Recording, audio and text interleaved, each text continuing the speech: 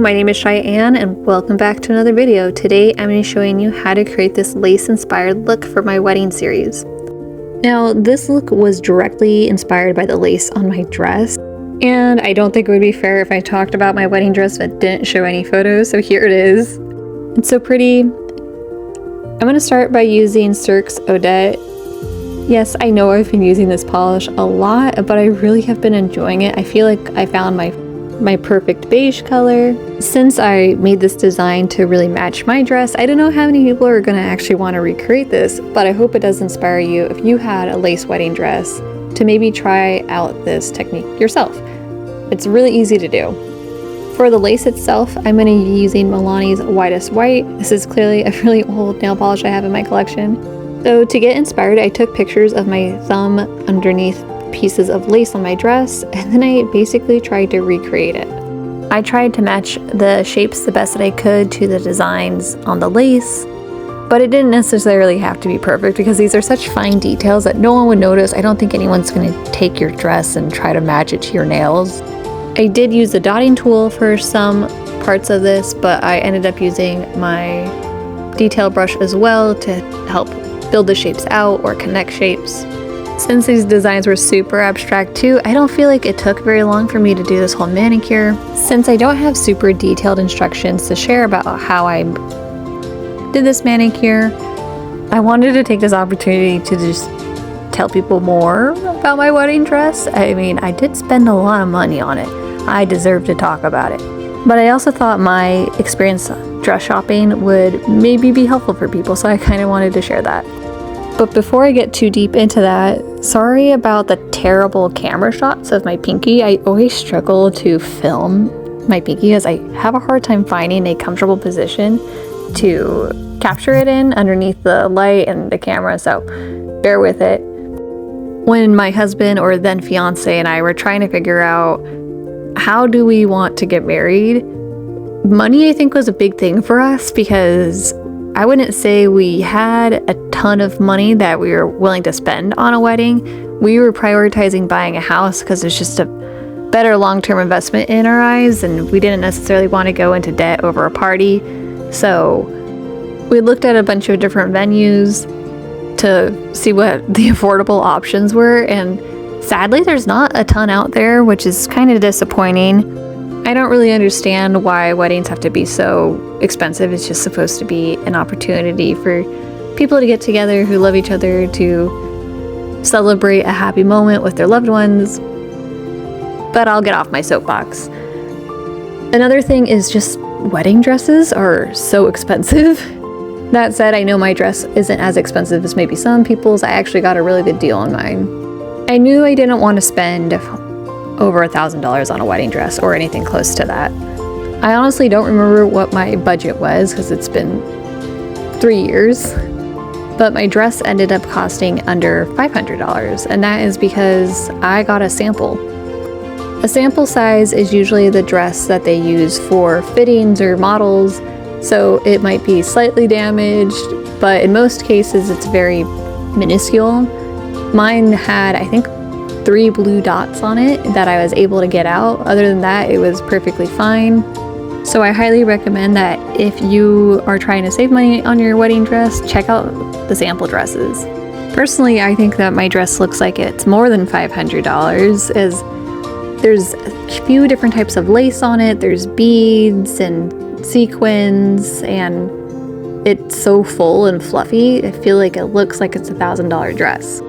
Now, I did have to tailor it, and that ended up costing close to another $500. So, I guess you could say it is a $1,000 dress. Just keep in mind when you are dress shopping that alterations is quite expensive. But in my case, I feel like it was really worth it. My dress was a little bit long in the front, so I was able to take it up so that way I could, walk in it. I also had a bustle added to the back of it to make it easier to, again, walk later when I didn't want to have the train laying out.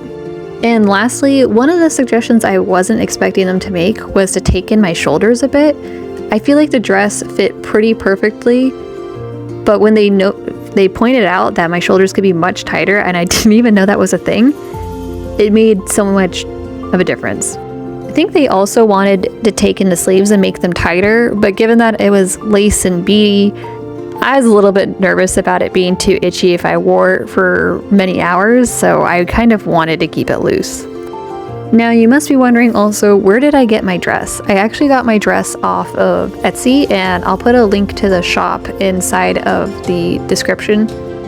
I would have loved to have that experience where you do dress shopping with your mom or your siblings or your close friends, but my family lives kind of further away, and I was also kind of nervous about how expensive the dress might be. So I ended up settling with getting the dress online.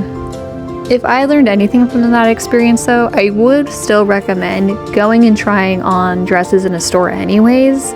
Maybe not a bridal store where people are breathing down your neck hoping that you buy a dress and pressuring you into it, but maybe any other type of fancy dress store like a prom or quinceañera store also usually has wedding dresses. That way you could try on dresses and not feel as much pressure to buy, but still get an idea of what type of silhouette or style you might like. And the last tip I have, I would suggest waiting until you know where you're going to get married before you buy your dress, for a few reasons. One, of course, the temperature, the weather, the elements. You want to make sure that you're going to be comfortable. So if you're going to be in someplace hot, you might not want a long sleeve wedding dress. If you're going to be someplace cold, you might want a long sleeve wedding dress. I got married on a boat, so needless to say, it was cold. It was nighttime too. Check out Hornblower's Cruises. They have some really good deals for wedding options. But yeah, it was cold, windy, and I feel like even though I just had a lace sleeve, I was so warm. I think of also how thick my skirt was. I was getting warmed up, plus a little bit of dancing. We didn't dance a ton, but a little bit of dancing and the adrenaline of just getting married kept me significantly warm throughout the night. But it probably won't hurt to have a shawl on hand just in case. My sister, on the other hand, got married in Hawaii, so needless to say, she did not need a long sleeve dress. The second reason I would suggest knowing where you're getting married before buying a dress is to understand maybe what type of theme or vibe you're going for. When we were first talking about getting married, I was kind of hoping that we would get married in a beautiful redwood forest. I just think those trees are just so stunning and beautiful and majestic. So in my mind, I had pictured myself in a very billowy, whimsical dress. But after we had looked at our different venue options, and we had settled on the boat, which felt really perfect for us, I wanted a dress that was still whimsical but elegant, and I wanted to have maybe a little bit of a nod to the sea, whether it had some sort of inspiration from coral or kelp maybe. But then I saw this one, and I thought it looked like sea foam, and I thought that was perfect. Lastly, if you can't get any information about the aisle that you're gonna walk down, that's probably good to know. Mine ended up being really narrow, and because my dress is so big and poofy, I kind of tripped a little bit because I kind of got stuck between my dad and a chair. So if you can get that information, that's good to have. So those were my tips from my experience, but we all have had different experiences, and if anyone has any other tips that they'd like to add, please put them in the comments so we can help out those future brides. Alright, so I'm almost done with this nail look. I'm lastly going to go in with Snow Angel from Cirque Colors. This is a polish that they release seasonally from what I understand. It really looks like a little snow globe inside of a bottle. And I'm just going to be adding little touches of it here and there to just add a little additional design element, adding some additional detail for interest.